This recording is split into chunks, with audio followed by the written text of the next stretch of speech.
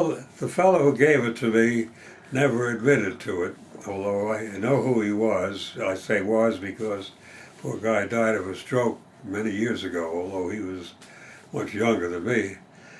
He was a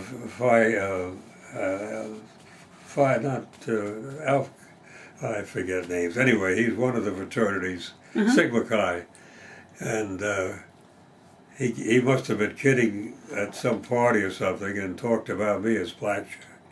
And then it got back to students. First thing I know, I heard the name. But at the time, I had no idea where it came from, but people used it because I was pretty tough as a teacher. So they referred to me as Blackjack. So that's how it started. Stash Ashmore was the guy who was responsible, but he never admitted it, even years later. Well, very gratifying, of course. I lost track of a lot of them, but while I was still more active, I've always felt good about the ones who succeeded so well. And I know one of the questions you asked, could you tell who was going to be a good student? You could tell, but you also missed some. I think of, well, 2 or 3 that I knew were going to be top-notch, and one of them ended up as CEO of Safeco, and another one was, the chief financial officer of Cargill. And unfortunately, he died of a heart attack, but he would have been the CEO, I think, in time.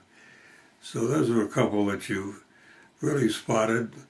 Another one, Vern Hoven, I don't know if you're familiar with him. I didn't think he'd amount to a hill of beans. And he's one of the top tax experts in the country. Sometimes you catch him, sometimes you miss him. Well, the auditing theory and the advanced principles courses, consolidation, and then the CPA, what we call the CPA review course. Right. Which was in effect a coaching course for the exams. And those, other than, occasionally, the intermediate I taught a lot in the beginning, intermediate accounting. Well, here was almost 25 years. Navigation of all things. It was just for 6 months, but that's what sold me on teaching. That was during the war, and I had an assignment at Columbia, what we call today R&R, and it was just a 6-month tour to give me a chance to recuperate. And I taught navigation and celestial geometry. I never had a course in it, and yet you teach these things even though you just stay one step ahead of the students. Yes, I had been, before the war, I was majoring in accounting. Okay. Not as teaching, but expecting to go into accounting practice. And it was, then I had the interruption of the war, and then got a taste of teaching, and when I came out, I wanted to get into teaching. So I got my master's at Colorado, and then my doctorate at Ohio State. But those things are kind of an accident. You don't expect to go into it. Well, I wanted a small town, and I also wanted a school that did not have any night school, because I did my undergraduate work, all of it at night, at New York University, and I had enough of teaching, or I was a student at night. I didn't want to be teaching at night. So I avoided some of the schools, like Cincinnati wanted me badly, and some other schools when I was graduating. And I was more interested in a small town with a smaller university. At the time, Montana was pretty small, about 4,000 maybe, kind of hard to believe. And a small town of about 20,000. And that's what Missoula was when we moved here. I think maybe theory. Well, it was, well, let me put it this way, more flexible and required students to do more writing and more thinking and when giving exams, very often the questions did not require a definitive answer. They required the ability to analyze. And I often chuckle at the complaints I got making students write. We're going to be accountants. We don't need to know how to write. And maybe that's it's still true today. I don't know.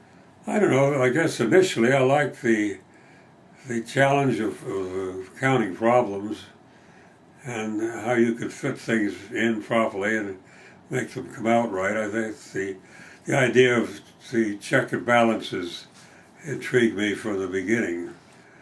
And you knew when you had the right answer, put it that way. Unlike what I just said about accounting theory, which was later, but when I was a student, I liked the idea that you could work on a problem and tell that you had the right answer about it. The information explosion with your computer and all of its side effects, probably more consulting work, more management consulting than there was when I was teaching. And then it was, especially in a small state like Montana, most of your accountants who stayed here pretty well specialized in taxes. Very little auditing and certainly not much thought to consulting, but I think that's changed a lot.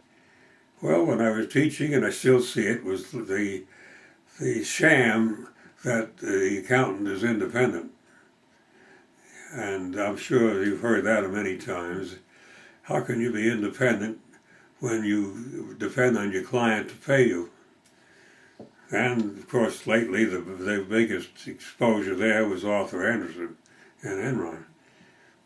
As a result, there's no longer an Arthur Andersen. Well, I wouldn't even attempt to predict. I laughed at that in your question. I don't think you can predict the next 10 years. Yeah, who knows where we'll go from here. I debated that one. It's kind of strange, I guess, to say my retirement dinner stood out. That's after my career, you could say, but when I had 250 odd people show up at my retirement dinner, that was quite a what shall I say, an emotional moment. Most of them ex-students. Wow.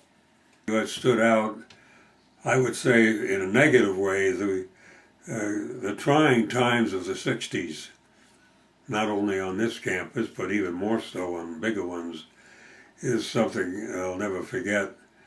I can remember to this day the killing at Kent State. And some of and here they even threatened to burn down the ROTC center. And you've heard of the president, Bob Panzer. He brought everybody out, faculty and students, on the Oval. A big, giant circle. Had us all hold hands and talked and prayed about the outcome and try to quiet students down.